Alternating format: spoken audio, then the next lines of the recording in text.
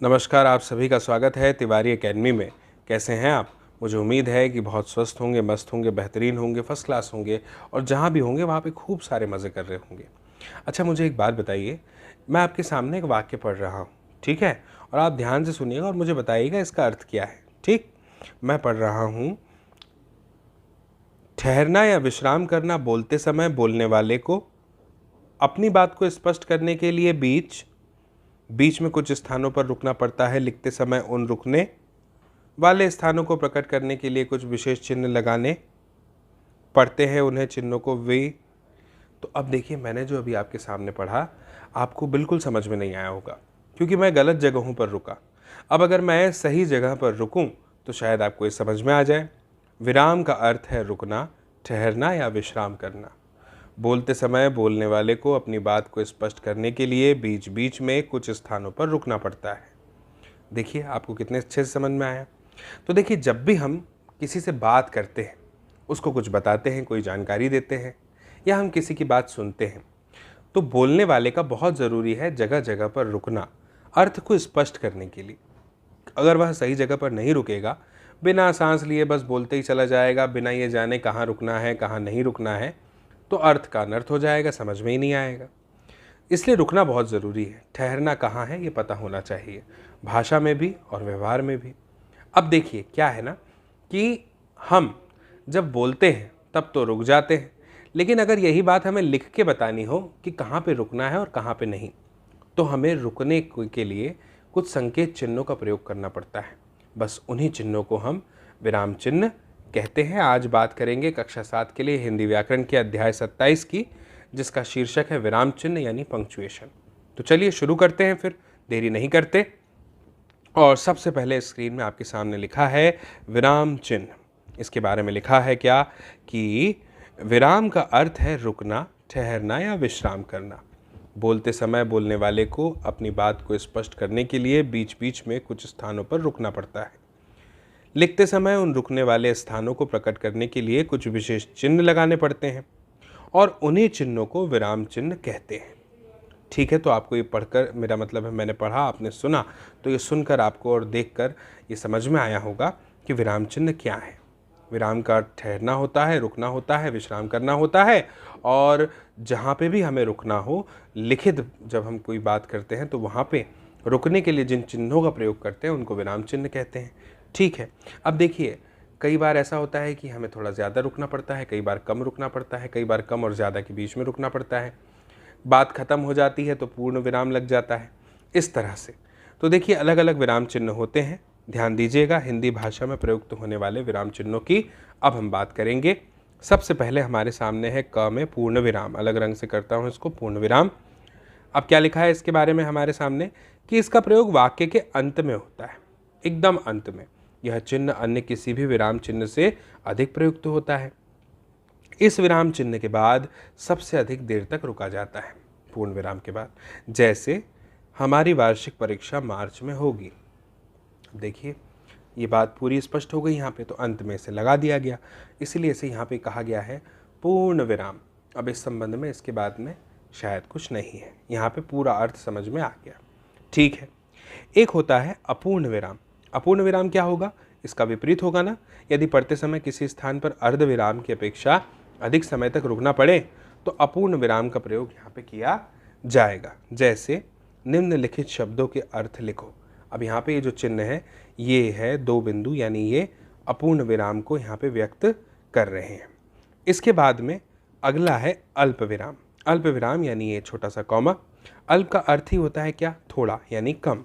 तो इस प्रकार इसका नाम ये स्पष्ट करता है कि इस विराम चिन्ह का प्रयोग वहाँ किया जाता है जहाँ बहुत अल्प यानी कि बहुत कम समय के लिए रुका जाए। जैसे मोहन, विनीत और सुमन भी खेल में हिस्सा लेंगे। तो सुनीता ने राजा से कहा कि जाकर पढ़ो, परीक्षा नज़दीक है। देखिए आप, कितने कम समय के लिए हमें यहाँ पे रुकना पड़ता है। बिल्कुल। इसके बाद में क्या लिखा हुआ है? अर्ध विराम। ये क्या है? यह पूर्ण विराम तथा अल्प विराम के बीच का चिन्ह कहलाता है। जब पूर्ण विराम का कम से कम या अल्प विराम से अधिक रुकना हो तो इस चिन्ह का प्रयोग करते हैं।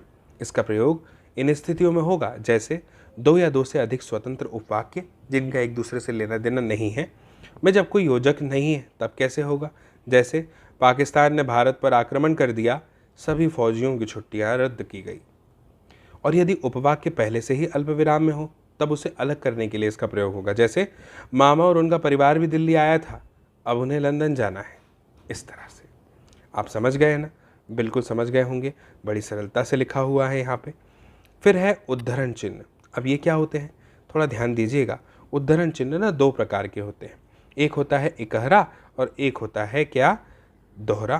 तो अब समझिए इकहरा का मतलब क्या है। इंग्लिश में इसे कहते हैं सिंगल इन्वर्टेड कॉमा। इस चिन्ह का प्रयोग तब किया जाता है जब किसी वस्तु, व्यक्ति, पुस्तक आदि का नाम लिखना हो। जैसे देखिए यहाँ पे लिखा है, प्रेमचंद्र की कहानियाँ मानसरोवर नामक कहानी संग्रह 8 भागों में उपलब्ध है। इस चिन्ह का प्रयोग कवि या लेखक के उपनाम लिखने के लिए भी किया जाता है। फिर है दोहरा उद्धरण चिन्ह। जब किसी के कथन को ज्यों का त्यों लिखना हो जैसा उसने बोला है, तब हम इसका उपयोग करेंगे। जैसे तुम मुझे खून दो, मैं तुम्हें आज़ादी दूंगा, इस तरह से। फिर है प्रश्नवाचक चिन्ह। ये क्या होता है, इससे तो आप परिचित ही हैं। इसे प्रश्न वाले वाक्यों के अंत में लगाया जाता है। जैसे यह खिलौना कैसे चलता है, तो ये लगाया जाएगा। फिर है निर्देशक चिन्ह। अपनी बात को स्पष्ट करने के लिए या उदाहरण के लिए इसका प्रयोग करते हैं। जैसे हम अक्सर शिकायत किया करते हैं समय के अभाव की, समय न मिलने की।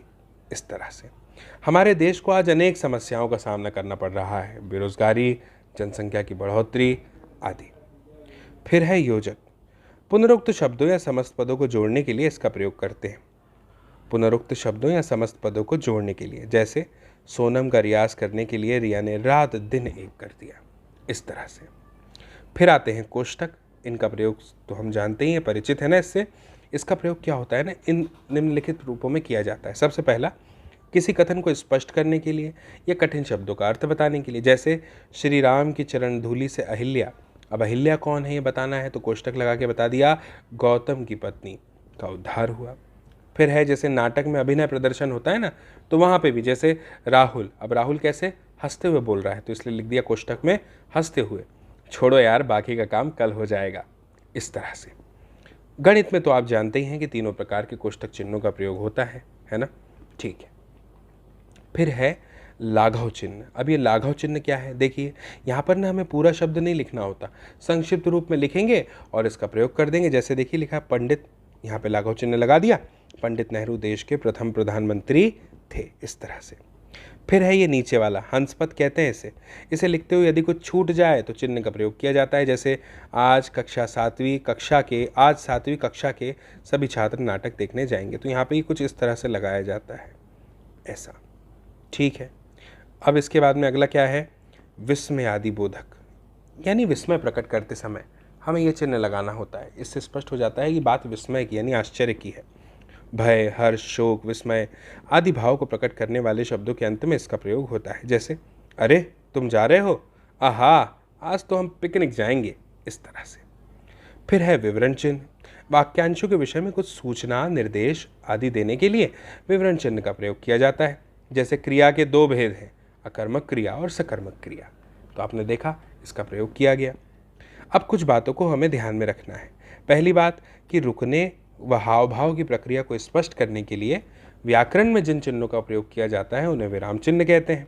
विराम चिन्ह अर्थ की स्थिति बदल सकते हैं और मुख्य विराम चिन्ह है पूर्ण विराम, अल्प विराम, अर्ध विराम, प्रश्नवाचक चिन्ह, विस्मयादिबोधक चिन्ह, उद्धरण चिन्ह, योजक चिन्ह, कोष्टक चिन्ह, लाघव चिन्ह, उपविराम चिन्ह, विवरण चिन्ह और निर्देशक चिन्ह। तो मुझे उम्मीद है कि आपको यह छोटा सा वीडियो, जिसमें हमें इतनी महत्वपूर्ण जानकारी प्राप्त हुई विराम चिन्ह को लेकर, ये समझ में आया होगा, पसंद आया होगा। आप ज़रूर इस वीडियो की लिंक को शेयर कीजिएगा, साझा कीजिएगा अपने दोस्तों, मित्रों, साथियों, सहपाठियों, परिजनों के साथ, ताकि वे लोग भी देख पाएँ इस वीडियो को और समझ पाएँ इस जानकारी को। बाकी फिर मेरी आपसे जल्दी मुलाकात होगी अगली नई जानकारी के साथ, नए वीडियो में, और तब तक के लिए आप सभी को मेरा नमस्कार।